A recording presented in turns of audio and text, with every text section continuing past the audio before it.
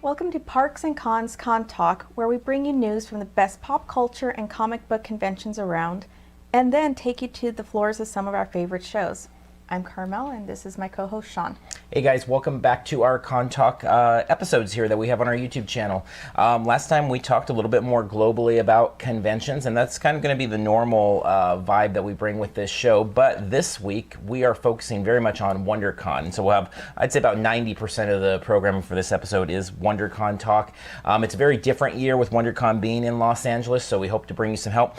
Towards the end of the episode, we have our con tips. We're actually going to bring you to the LA Convention Center, to the entire, the streets, the inside, the food, everything, and give you a look at what to expect there. So let's go ahead and kick things off with coming to a con near you. This is our news segment where we pick 3 or 4 pieces of news that interest us. It's not the most comprehensive news in the world. When talking about these things, always feel free to jump into the comment section and share news that you find of interest. But specifically today, we picked a few things that are focused in on WonderCon and things to expect this year. So what do we have up first? Well, let's see. Comic-Con International is implementing a new RFID badge system at WonderCon and San Diego this year. Big deal for WonderCon attendees, or not a big deal at all? Well, if you guys are not familiar with how this works, it's basically a tap-in, tap-out system. So if you've ever been to a convention like New York Comic-Con, you might be familiar with this, or subways or things like that. And so basically you'll have your badge, you'll tap in, tap out. Very, very critical that you tap out when you leave, because if you don't tap out, you may not be able to get back in. In fact, they have said that you may have to go back, or you'll have to go to check in with someone, show photo ID and all of that. So it is a big deal.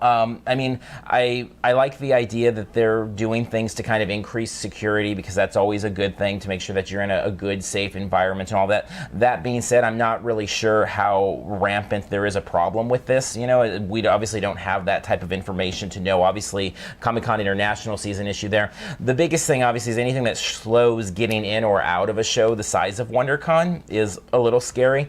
Even much more so when we talk about San Diego Comic-Con. And so hopefully they have lots of that over at the SDCC unofficial blog, sdccblog.com, which we do a lot of stuff with San Diego Comic-Con, and working with them also with this WonderCon video this year.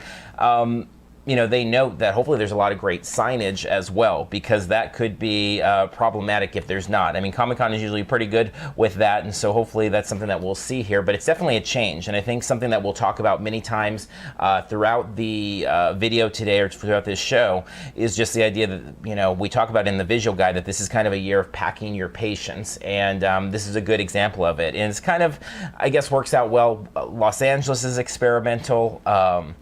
So many of the changes, we'll talk about the Microsoft Theater and some of the security there, and the RFID is new. So it's just a very different year. And so maybe it's kind of like pulling the Band-Aid off, is to have it all kind of come at one time. But I do think it is a big deal. I think it's definitely a big deal. Anything that kind of changes the flow of traffic patterns at a show the size of WonderCon, it is a big deal. I've not read the CCI information yet, but is it just the exhibit hall, do you know, or is it panel rooms, or is it the Microsoft Theater, or is it at where Reg is, or? I believe that it is specifically exhibit hall in and out. Now, Microsoft Theater we'll talk a little bit more about a little bit later in the news segment, but they also are going to have full-on metal detectors there, right, which we also talk about in the visual guide. So that is another kind of security measure being used. That one I don't believe is anything specific for CCI, but for Microsoft Theater itself that they employ. But exactly how it's implemented, I don't think that there's any info specifically for that. I don't think that it'll be something posted at every door of the convention center, or I should say every panel door, no matter how small the room. But we'll see. And whatever it is this year at WonderCon, it's kind of a preview for what it could be in San Diego, but obviously it doesn't mean that it'll necessarily be implemented the same way. And we don't know what it will mean for WonderCons in the future. But it is interesting, it's different, obviously, and it's definitely something to be planned around as attendees are kind of making their plans for this year's WonderCon. That'll be interesting. All right. Okay, so speaking of, Microsoft Theater is sure to be home to some big panels at WonderCon this year, like potentially Orphan Black, iZombie, Justice League versus Teen Titans. What are you most looking forward to? Well, as we're recording this, and we should say that we'll have more prep podcasts really as we lead up to WonderCon this year. So follow along with us, and we'll make some plugs at the end of the show today.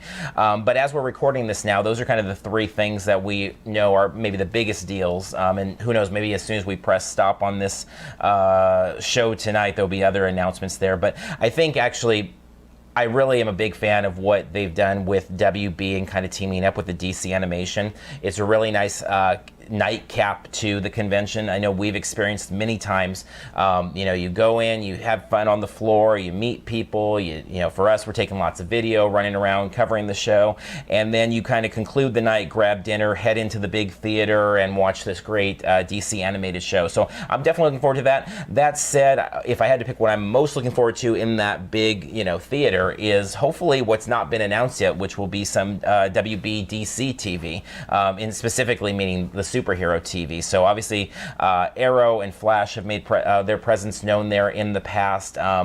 It's been cool in our experiences there. We've had cast signings with both the cast of Arrow and Flash as well. It'd be neat if there's some DC Legends of Tomorrow, although it's kind of deep into its run this season, so we'll see. But I'm hoping something in that vein is announced there. I know that would be the thing I most anticipate in the big theater. What about you?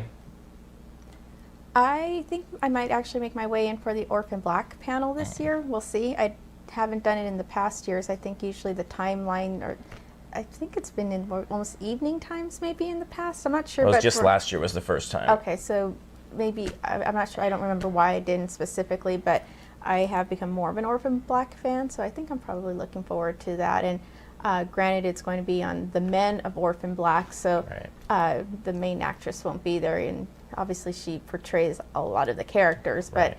It's probably a big interest to me. Make my way, take that hike all the way down to the Microsoft Theater, which we'll discuss in the tips, but it's quite a hike from the exhibit hall all the way to the Microsoft Theater, so we'll see. And that's actually interesting because the last couple of years having the arena at the Anaheim Convention Center, it's definitely a separate part of the convention center, but it's much more accessible than what the Microsoft Theater is. I mean, there you're literally going to cross the street to get there. And as you said, when we get to the visual guide near the end of this episode, you'll get to see that and kind of how that all fits in. But it's something to be planned about.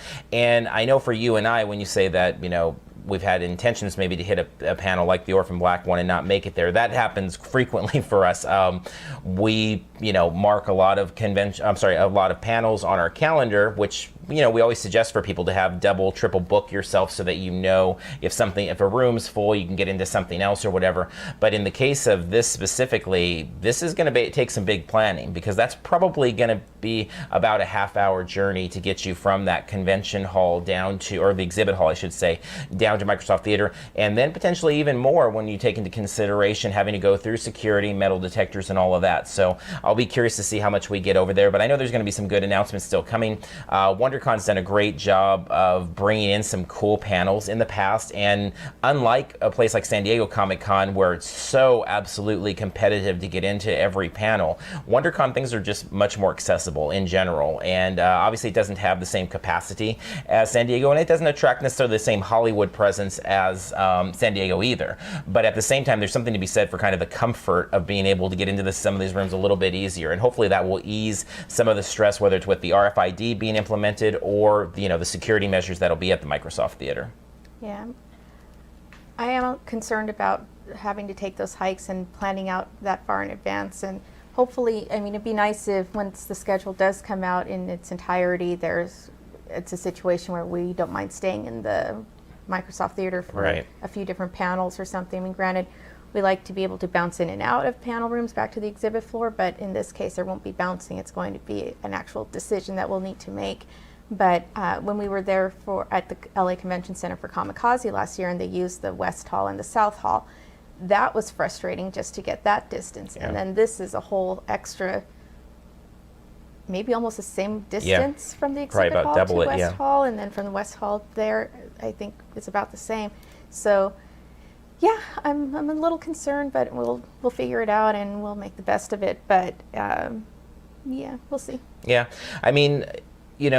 again, as long as going into it measuring or leveling expectations, a big thing, I think, is to try to look at this convention this year, if you're a WonderCon veteran, as it's just a different year, and kind of embracing what it is and seeing what it brings, not looking at it. I know some have said, oh, this is, now WonderCon's going to stay in LA forever. Maybe, maybe not. But I think looking at this as a 1 year, very unique convention situation is a good way to look at it and kind of embracing it for what it is. So.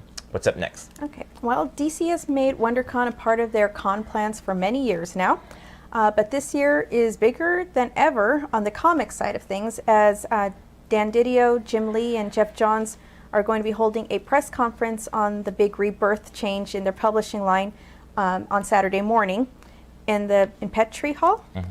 Are you excited for this event or not so much? Yeah, it was probably maybe 2 weeks ago, we got an email, a press release inviting a media kind of press conference thing, and then since then it's been opened wider as an invitation to all. So I'm not sure exactly how they're setting that all up in terms of facilitating it. I believe the room, they said, seats something like 500 or so. So this is not the Microsoft Theater in this case; it is Petrie Hall, but Rebirth is a big deal for those of you that are not, maybe comics fans, as this is kind of a whole new wave of things. And the world of comics as it is today for both Marvel and DC is kind of a every year or two soft reboot to hard reboot. So this is DC kind of getting back to its roots while blending some new things and updating some characters in some different ways. Really, we're not sure entirely what it is, but the fact that they chose WonderCon to have Jeff Johns, to have Jim Lee, to have Dan Didio there up on stage to talk about this and to give more of the details, I think it is exciting. I think CCI and DC have had a really good relationship. What they've brought to WonderCon the last several years has been really awesome, because they've really kind of staked a claim right at the front center of the con and brought cool things to see. The tie-ins to WB, as we talked about, Flash and Arrow having signings there, Lego Batman, things like that. The video games, the animated side. DC really has made its presence known. To state the obvious, Marvel has kind of consistently pulled back and is really absent from the schedule in most parts, outside of just, individual, the comic artists and writers, creators are there with their panels. But for the most part, this is DC's show, and it's been that way. And I think it's kind of a nice kind of reciprocal relationship there for them to come and make this next big change in their comic line there on stage. And I'm anxious to see what it is. I always reserve judgment on changes in comics until we get to read them, and some things, when they change it, I love it. Sometimes I hate it. Either way, I'm excited to have that level of talent, the think tank that is DC. Not to mention Jeff Johns is so involved in what's going on with the movies. It's really a big DC weekend with Batman vs. Superman coming out the Thursday night right into WonderCon weekend. So I think it's going to have quite the presence, and it will be unmistakable, the impact that DC has on WonderCon. So yeah, I'm really excited about it. What about you? I'm excited about the talent that's going to be there. Jim Lee, we've seen speak before. Jeff Johns, maybe we've seen him, if not in person on TV. But and they're just great to listen to, and they're very passionate about what they're doing. I've only been reading comics, and recently I'm not reading it much at all. I fell behind. But then DC did the New 52 a few years ago. That was when I was, I think, probably at my most avid reading of comics, and so I'm still kind of getting used to the concept of these rebirths and these restarts and these starting over things. So I'm interested to hear what they're going to have to say, and I understand that that's just kind of the way comics have to go, so that people have jumping on points, right. and it's intimidating if you're new to comics to jump in and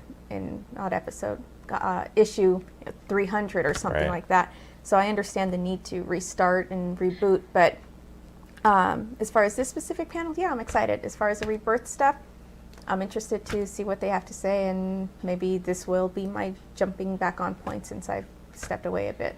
So. Yeah, for those unfamiliar, Jeff Johns, Rebirth is kind of synonymous with Jeff Johns. Flash Rebirth, Green Lantern Rebirth, it's ways that he kind of reimagined the characters with really paying respect to their heritage and not losing that, but kind of retconning some things and breathing some different vitality into them. If you like the Flash TV show, they've taken several points from Jeff Johns. I mean, Jeff Johns is very involved in the WBDC as well, and so that's kind of a cue from there. But if you are a brand new person to the thought of reading comics, that would be a great place to start. I mean, WonderCon is a great convention for that. In fact, the way the convention is set up is when you enter first on the floor for that holding tank in the morning, as you make your way, and we'll show you that in the visual guide, but as you make your way in, you come right into Artist Alley. So, I mean, they've really done a good job. CCI has always been about comics first. Obviously, a lot of people focus on the Hollywood side, and that makes sense. It's what gets the most traction. I mean, we love covering Knott's and Six Flags and all these things, but at the end of the day, Disney gets the most traction. And it's understandable that people sometimes will think of us as more of a Disney coverage when it comes to parks than anything else. And so I think the same thing can happen here. But in the end, it's really going to be a DC weekend at WonderCon. I think there's no denying that. And again, it's just kind of neat because it'll be on the animation side, the comic side, and then hopefully a little bit on the TV movie side too. And I think it will be. There's definitely got to be some promotional stuff going on with Batman versus Superman coming out and DC being so big at WonderCon. So, all right, our last news. Okay, so besides the news that we've already covered here, there's a ton more that has already hit. We're only hitting a small snippet of what's been out there already, and then there'll be a ton more to come. But how do you think WonderCon 2016 is shaping up? Well, first off on this, do make sure to head over to sdccblog.com and make sure to make that a bookmark for your web searching, particularly with WonderCon and obviously San Diego Comic-Con.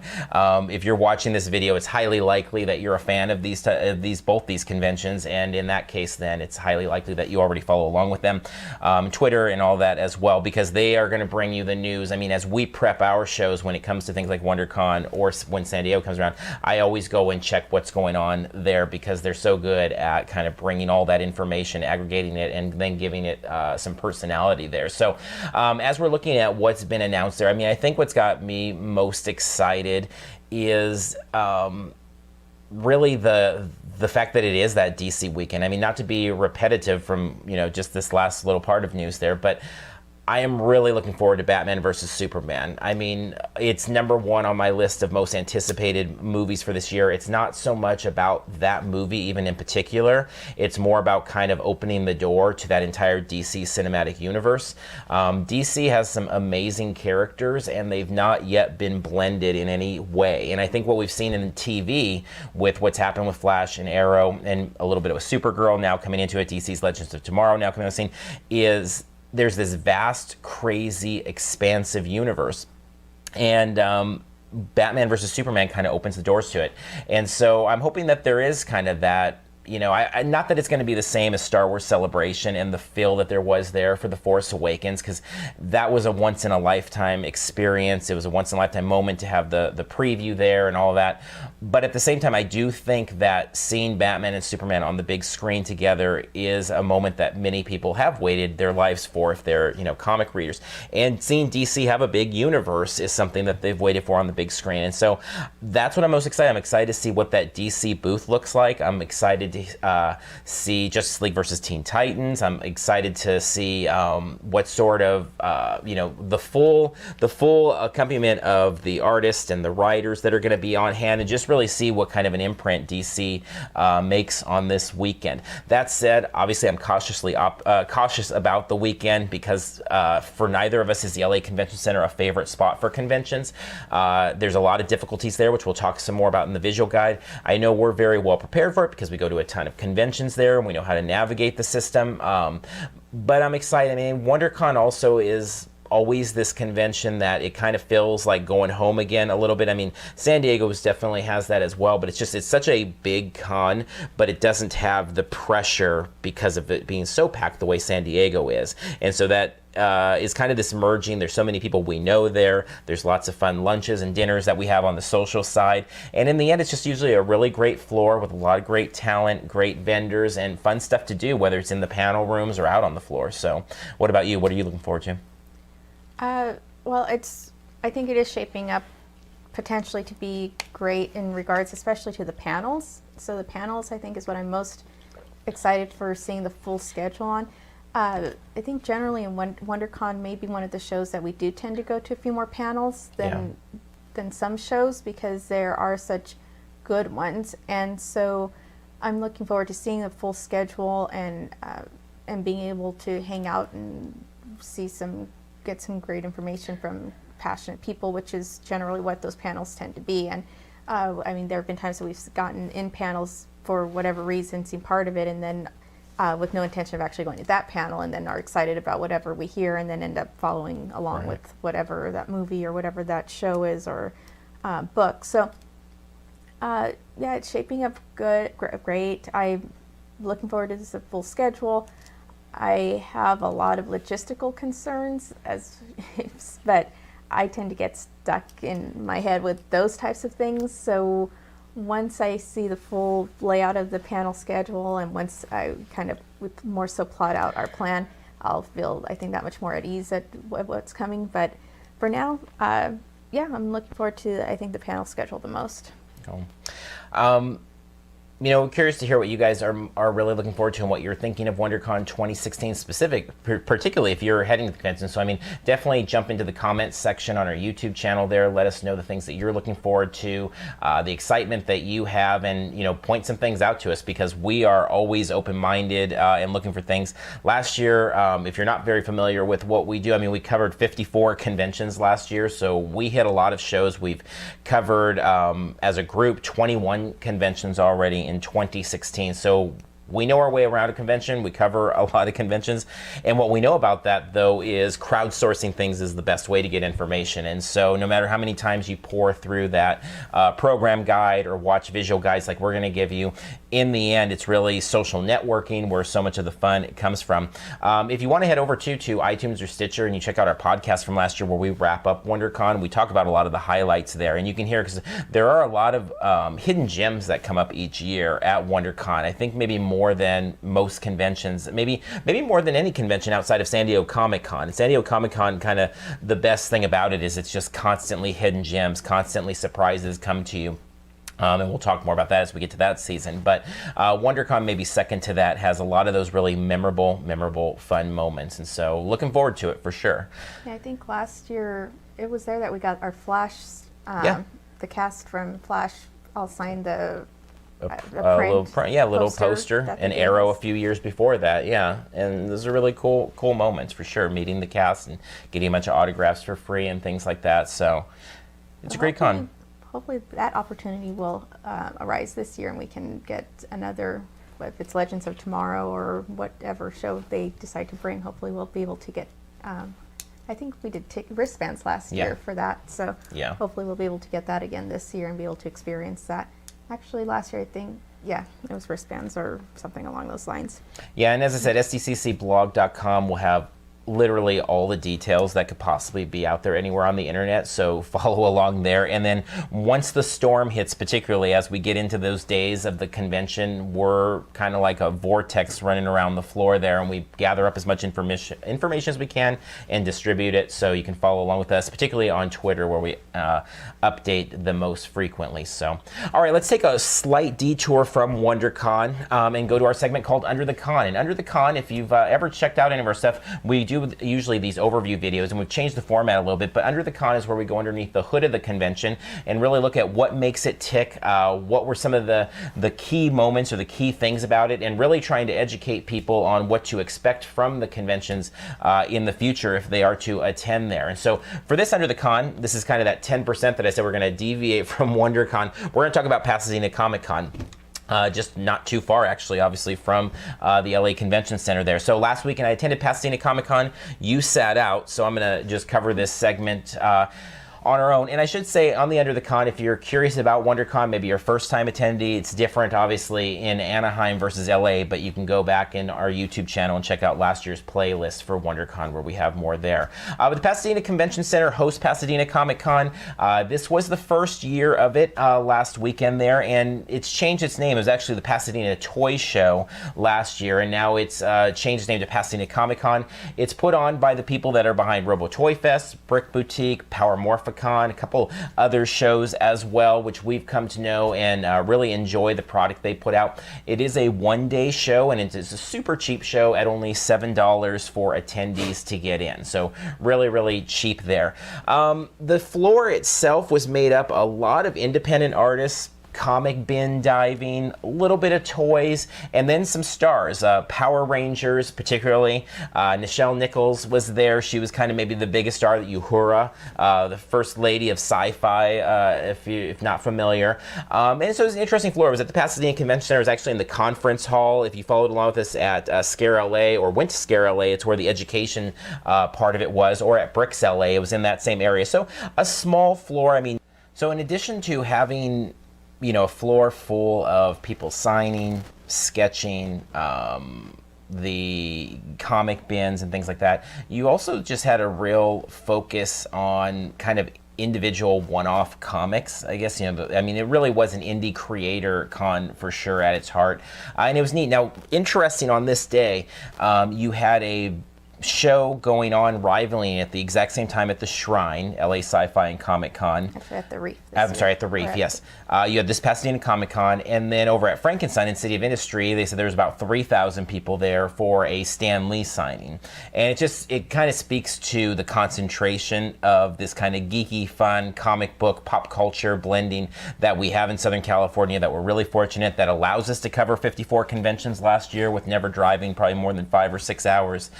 And kind of having those. So at the end, Pasadena Comic-Con wasn't probably as well attended as it would be if it were a different weekend. They had their schedule, I think, way earlier than either of the other two had announced theirs. But that being said, I think all of them pulled some people away, so that was kind of interesting there. But I thought it was a good show. I mean, it really felt, again, you're paying $7. You had all sorts of things on the floor, and then moving from that, you had the panels. They had a full day of panels. They had kind of one main panel room. You had a couple that were focused very much on comics and kind of collecting and the creative process. The Power Rangers, which are really tied into this brand. I mean, Power Morphicon is the big Power Rangers convention that we have out here in California that's every other year, and so they're really tied in this same group to representing. And so they had a panel there. There was a cosplay contest, lots of kids dressed up, and other people, the whole little cosplay area. So it was fun in general. One of the things, in addition to just the convention itself, that we talk a lot about is just the surrounding area. And we're not crazy about the surrounding area of the LA Convention Center. And so when we go under the con for WonderCon in a few weeks, or about a month probably from now, I'm sure we'll probably note that. We definitely do in the visual guide. But that being said, the Pasadena Convention Center is a beautiful area. There's great little places to eat around there. If you have the time, there's a movie theater as well. It's just a beautiful area, low stress, ample food options, parking's not too bad. And so for all that, it makes for a very nice kind of convention spot, and it was a good time there. The Who Should Go that we talk about in the Under the Con, really comic fans and pure comic fans. I mean, probably it's more built for somebody like you, or definitely our friend Andrew, LA Rabbit on Twitter. He's very much into kind of the indie comic scene, and this is as indie, I mean, this isn't indie like Image Comics. This is indie like I wrote a comic book last week and now here it is. So you've got like the creative juices flowing there, and it's really, really cool for that. When will it be back? Well, we're not sure. They did not announce a date at that show, but they do have Bricks Boutique and Robotoy Fest coming up in the not too distant future there. You can always head over to Parks and Cons on our homepage to check that out as we update that calendar as soon as we know about the things. And you can go on to Pasadena Comic-Con's Facebook page, where they will update about all of their shows as they have updates to share. So, all right, what's next? Okay, next up we have a segment we call Con Tips, and this is where we bring you tips to improve your con experiences. Sometimes they'll be kind of general tips, and other times they'll be more specific to particular cons. And today we're talking WonderCon. Yes, definitely. Obviously, the whole focus of this show is WonderCon, and it wouldn't be a WonderCon prep show if we didn't have a visual guide. So we've done these visual guides for shows like San Diego. We did for one for Star Wars Celebration. We do it definitely for WonderCon, where we try to share some of our experiences knowing the location and kind of share what we know. Now, it's different this year because it's CCI moving into the LA Convention Center for WonderCon for the first time. So we do have to make some guesses there. We have to use our background at the convention center, having attended many anime expos and Stanley Kamikaze expos there. So we have an idea of a lot of things, but at the same time, we're not sure what changes. I mean, conventions can always make changes on the run, but we do think we have some insights there. And so I think we're gonna head over to the LA Convention Center right now to let you see up close some things to expect in our visual guide. All right, guys, welcome to the LA Convention Center. We are here to talk WonderCon 2016 prep. It's a whole new year of con fun at WonderCon, but obviously it's a different year because we're in LA. It's a huge change from Anaheim. Obviously, Anaheim was a big change from up north, but we're down here. LA Convention Center, very different vibe, lots of different nuances to it. So we're gonna try and take you through with our visual guide and show you some things. So as we start out here, we are in what's called the West Hall, and WonderCon is gonna be making use of both the West and the South Hall, as well as some of LA Live for the big panel. So we're going to try and help you get oriented with all of that. WonderCon's the type of show that usually can be a real sucker punch for fans, meaning that they don't take it anywhere near as serious as something like San Diego Comic-Con, and then they're surprised by the amount of stuff going on, the panels, the programming, the exclusives, whatever it might be. So make sure to really prep yourself and get ready for this show. Now, as we're over here, as we are recording this video, there are still tickets available, but make sure that you buy them online. Go over to Comic-Con's website, buy the tickets, make sure you have them because they will not be selling tickets at the door. So do not try and show up for that. Also this year, a big change, in addition to the change of locations, they are using the RFID readers in the badges. So when you go in and out, similar to something maybe like a New York Comic-Con, you are going to tap in and tap out. So that's going to be different. We'll see how that backs things up. You know, I think the theme for this year for WonderCon is going to be pack your patience. There's going to be a lot of different nuances and changes, and it's a year for everybody to kind of pack those patience and enjoy the show that's being put together, but at the same time knowing that there's going to be some new experimental things and maybe some one-year things that are going on there as well. Now, as we're over here also, we want to talk about parking. Make sure to have a plan for transportation in advance. It is really tough to navigate around the LA Convention Center any day of the week, but particularly on a big con weekend. We make a note of getting here earlier than any convention we really get to outside of maybe San Diego Comic-Con. And getting early to San Diego, it's not even because of the traffic, it's just because of the exclusives or getting in line for a panel or something like that. But here, it's really about navigating the traffic. You can get parking in advance. Let's talk about parking. They are doing pre-sale parking. Actually, you can go ahead if you are interested and use Parking Panda. It is a good option for getting pre-sale parking there. We actually have an account there. If you use ours to make an account, you can save $5 on your account, and it helps benefit us as well in full disclosure. So you can use Sean Mars, SHAWNMARS, if you want to use that and get that discount. Whatever you're doing with that, if you are driving down here, definitely have a plan, because parking from West Hall to South Hall and everything else makes a lot of changes. There's a lot of gouging prices outside the convention center if you just show up that day without a plan. Obviously, there's also the option of taking the train in. We've done that before for Anime Expo. That works. You have to pack in extra planning time there, because also the trains get very backed up on convention weekends as well, and they get really packed, and again, just another part of the planning process there. And also the San Diego Comic-Con unofficial blog has made a deal with Uber, and so that's another option for you. If you make an Uber account and you use code LACCUblog, you can get your first ride up to $20 free. So that's a way you can also head down to the convention center. Really, I think at the end of the day, it's that you want to have a plan for what you're doing with transportation. It needs to be well thought out, and you really need to pace it out through the entire day. Are you going to stay super late at night? Knowing, for example, as we're shooting the visual guide today, we're only parked 1/10 of a mile from the convention center. It's great for daytime parking, but the neighborhood it kind of takes us through, I don't think I'd want to take if I was going to stay here to the late night programming hours. You know, as it's not necessarily as conducive to tourists all around the LA Convention Center as some cons are, so you have to plan that in as well. Let's go ahead and head over to the other hall and give you a little bit of info about the exhibit hall. All right, so we've made our way over here to the South Hall to talk a little bit about the exhibit floor and kind of the cosplay setup and things like that. So behind us here, if you're familiar with Stanley's Kamikaze before 2015, 2014 and below, this was kind of that main exhibit hall floor, or Anime Expo, obviously. So this is going to be the main hall. We'll take a look at that floor in a second. A couple things before that, though, we want to note that just around in terms of getting our bearings, down here will be a major cosplay area. These stairs will be packed with cosplayers. This makes for an awesome little venue here for them to pose, so do not miss spending spending some time there. Also, as we talk about kind of the food options in a little bit, there aren't a ton in terms of great options when it comes to food with the LA Convention Center, but we do have a few over here behind us. The Compass Cafe is all right, but it's quite overpriced and, you know, not the most gourmet cuisine there as you'd expect. It is kind of typical con food in a lot of ways, but it's okay. Over here then we've got the connecting halls that can take us back and forth between the south and the west hall. So you can either go outside, which outside will also probably have a bunch of food trucks, that's kind of typical, or we have over the concourse hallway which leads. So both of those should work. We would anticipate them both being open. It's quite a hike between them relative to convention centers, but they both should be. And then lastly, before we look specifically at the map, inside the exhibit hall, it's going to be a floor, as we'll talk about, very similar to what WonderCon had last year, but there will be a holding pin. We're guessing it's going to be lined up over this way, kind of where you see that Pico Boulevard sign down there. They'll line people up on the inside there, and then they'll make their way directly into the floor. So let's take a closer look at that map right now.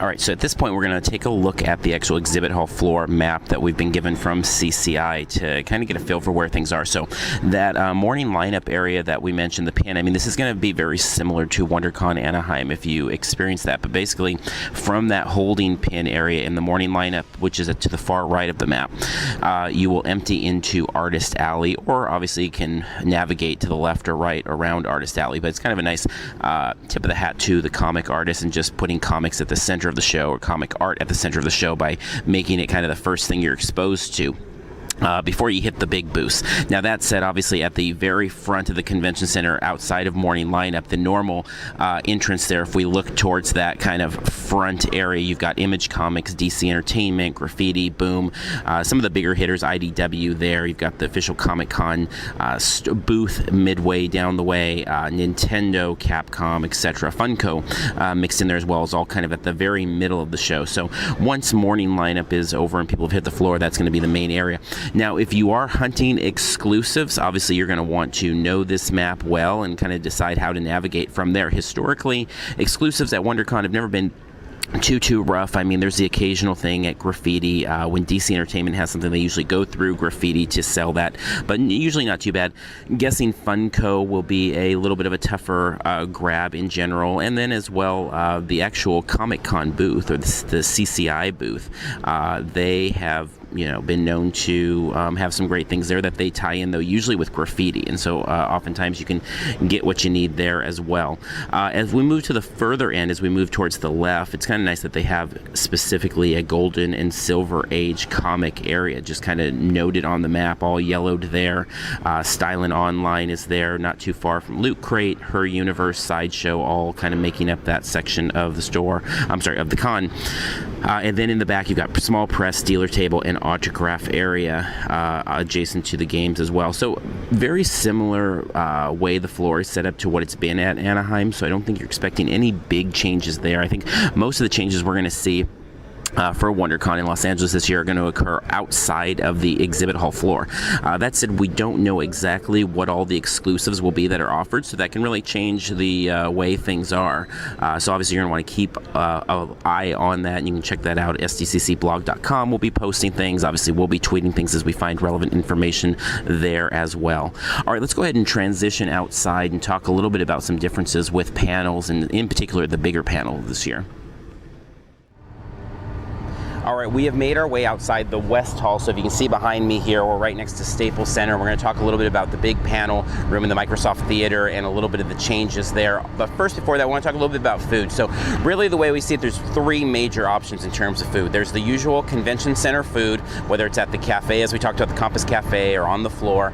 There is the food trucks, and they should have a ton of food trucks. We'll be shocked if there's not. And then there's LA Live and the surrounding areas. I mean, there's areas outside of specifically LA Live that you can grab food as well.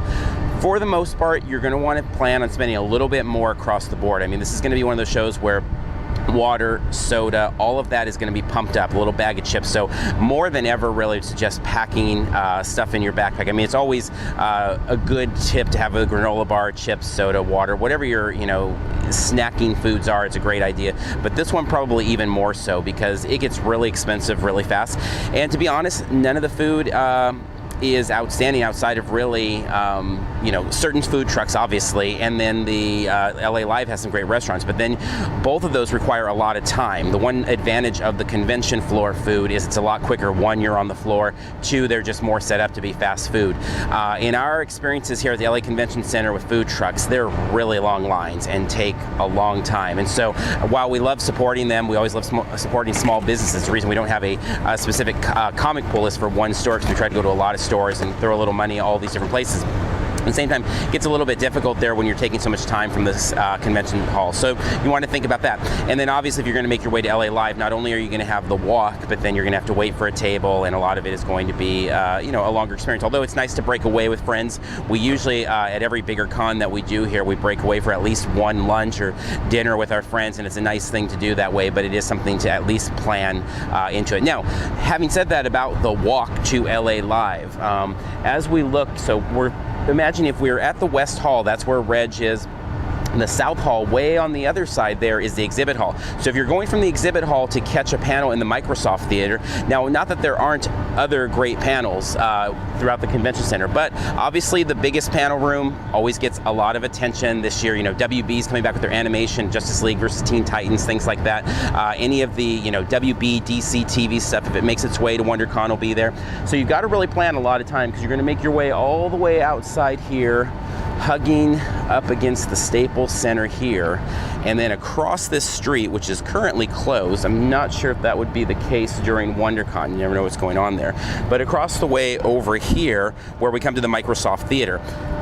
Now, one, it's a long walk, so you've got to plan around that. The other big change from those of you that are Comic-Con veterans or WonderCon veterans or just con veterans that you have to plan for, the Microsoft Theater uses metal detectors. So that, being a theme park fan, and as more and more are using metal detectors, even in those cases, most of them are only using kind of spot checking.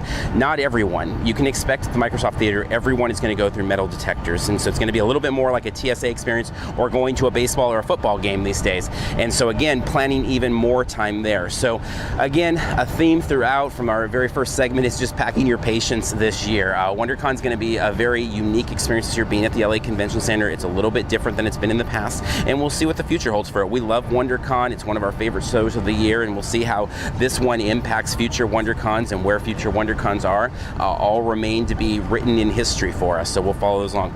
Obviously, follow along with us at Parks and Cons on Twitter, Instagram, Facebook, Periscope, obviously our YouTube channel. We will have tons of stuff leading up to the show, and then once the show starts, we'll throw out as many tips as we can find along the way. Also follow along with the SDCC unofficial blog. Obviously the big focus here is San Diego Comic-Con, but WonderCon, being the sister show, gets a lot of attention and love as well, so another great spot to check in on. So we're going to go ahead and wrap up our visual guide here and return you back to the show. All right, so hopefully you enjoyed that look at the LA Convention Center and everything going in there. I mean, I think we touch on a lot of the differences there. Again, there's just a lot of things that are unknown, and no matter how much you know a convention center, changes happen all the time. Bag checks come, bag checks go. RFID is a new thing this year. Obviously, the LA Convention Center in general is a new thing for WonderCon. So the best thing as we're leading up, again, I think we've said it a few times, is following along on social media and really seeing as things come together that morning. I mean, there's definitely going to be things that happen Friday morning as everybody's filing into the convention center that are going to be surprises or differences. And things will work their way throughout the weekend. But definitely we'll keep you in the loop with the things we know as they come. Any closing thoughts on the tips? Well, I just want to re-emphasize the importance of figuring out how you're actually getting to the convention center. Yeah. From our past experiences of attending cons there, it's that little area right around the convention center is packed with cars, and it is tough to navigate in that area, and it takes forever just to make a right around the convention center, because people don't know where they're going, and because people are stopping to drop people off, and because lights are red, and because there's another event going on at the Staples Center, or because there's whatever going on. So to get started on the right foot, really have a plan as to how you're getting there, whether you're going to be taking the metro and walking in, or you're staying at one of the hotels and taking a shuttle in, or you're getting dropped off. If you are getting dropped off, I would recommend getting dropped off a block away or somewhere, so that whoever's driving doesn't go crazy trying to get out of that area. So that's kind of my big emphasis as far as reiterating any tips that we've given is it would suck to get started on the wrong foot because you're running late for whatever panel you really wanted to go because you didn't account for the traffic or the time it takes to navigate there. So that I think will help quite a bit if you really look into how you're going to do that and then get started in the day. There's going to be plenty of other challenges, so might as well check that one off and avoid that one. Yeah, that's a good point. I mean, nothing gets your convention off to a worse start than a bad start with parking and traffic getting in there. And there's much to be said for being early to conventions the size of WonderCon. As we talked about before, WonderCon can be a sucker punch of a convention. We've mentioned that, I think, a few times, and that people don't always put the planning into it. I mean, definitely videos like this and our kind of prep coverage, podcast, everything, don't get anywhere near the level of focus the way people are with San Diego Comic-Con. I mean, San Diego Comic-Con is interesting the way people kind of obsess over the preparation for that show. But WonderCon, it doesn't need San Diego Comic-Con prep, but it definitely needs a decent-sized prep, and probably much more than most conventions you attend outside of San Diego. And definitely this year at the LA Convention Center, more prep than probably the last several years in Anaheim for sure. So hopefully this helps some. Again, follow along with us in social media. Follow along with sdccblog.com for tons more news as we work up to the actual day of WonderCon, and then all through that weekend we'll have tons of stuff, and the week after as we wrap things up on our podcast and all of that. So why don't we go ahead and wrap up this show. We thank you for tuning into Con Talk and listening in us here. This is our second show, so the show is continuing to change, evolve as time goes on here, but our goal is really to kind of bring you into a little bit of the talk and thought process that goes into prepping for some of these conventions. Make sure you're educated and have the information that we have, and then hopefully when the shows actually occur that you're able to kind of jump right in there with us in the heart of the action there. So why don't you go ahead and tell them where they can find you on social media? Okay, directly you can reach me on Twitter at Connoisseur, which is CON_NOISSEUR, or you can email me directly at carmel@parksandcons.com. Otherwise, Sean and I are both monitoring Parks and Cons on every other platform. Yep. And you can find me on Twitter at The Confluence, at @the_con_fluence. You can find me over there, and then, as you said, on all the social media platforms. If you're interested in Park Talk, the Southern California Park Talk, we also do a bi-weekly show on that as well, where we sit down and talk about news in Southern California theme parks, as well as kind of magnify certain topics and bring you into some of the new rides or new things that have been introduced there, so you can follow along with us on this same channel as well. The biggest thing you can do if you like any of our programming is please help us out by supporting the channel by subscribing to us and telling your friends to subscribe as well. We really we have a big focus this year on wanting to develop the community of subscribers we have. We're hitting about 4 million views, and we want to kind of take that and also add to the subscriber base and kind of keep building all of that. If you're interested in more talk, and it's definitely a different type of talk, but we also have a podcast, and you can find us on iTunes and Stitcher. Just search Parks and Cons. We will definitely be having a WonderCon prep podcast, and in that podcast, we'll be talking much more, I guess, some of the minutiae, some of the very small details, a little bit different than what we talked about here. I mean, I'm sure we'll have a little bit of crossover, but definitely the podcast will go into more very specific detail about places to park and places to eat and things like that. So you can find us over there and subscribe as well. You can find us across the platforms of social media, whether it's Facebook, Twitter, Instagram, or Periscope at Parks and Cons in all of those. So we're going to go ahead and wrap up here as we are making the home stretch to WonderCon. And so until next time, we'll see you in line somewhere.